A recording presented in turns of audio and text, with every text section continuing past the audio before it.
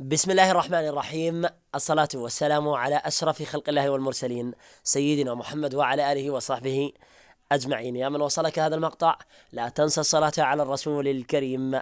كيف أقوم بإخفاء آخر ظهور لي في تطبيق واتساب؟ هذا هو عنوان لقائنا بكم اليوم بإذن الله تعالى. قبل البداية ما تنسوا الاشتراك بالقناة ووضع لايك للفيديو وكتابة رأيكم وتجربتكم لهذه الحلقة بالتعليقات. أؤكد لكم دائما بأن روابط التواصل الاجتماعي واتساب، فيسبوك، انستغرام وكذلك تويتر ستجدونها في وصف هذا المقطع وكذلك في التعليق المثبت في حال كان لديكم أي سؤال حول هذا الموضوع المطروح من خلال هذا المقطع أو حول المواضيع الأخرى المطروحة من خلال المقاطع السابقة. خلونا نبدأ سريعا، وأعتذر عن التأخير في المقدمة. الدخول إلى واتساب هي الخطوة الأولى، بعد ذلك الانتقال إلى الثلاث نقاط في الأعلى، ثم الانتقال إلى الإعدادات وهو الخيار الأخير الموجود في الثلاث نقاط.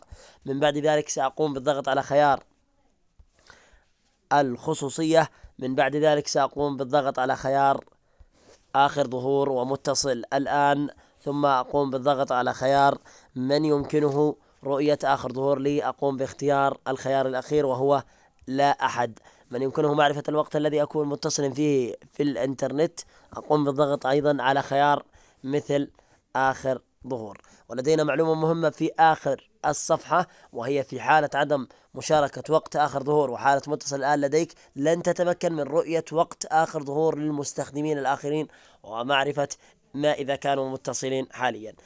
أي بمعنى أنك إذا قمت بوضع آخر ظهور لا يمكن لأحد رؤيته لن تتمكن من رؤية ظهور الأشخاص أو آخر ظهور للأشخاص الموجودين لديك والأصدقاء الموجودين لديك من خلال تطبيق واتساب. أتمنى أن الجميع استفاد من هذا المقطع. نلتقيكم بحول الله تعالى في مقاطع لاحقة إن كان في العمر بقية.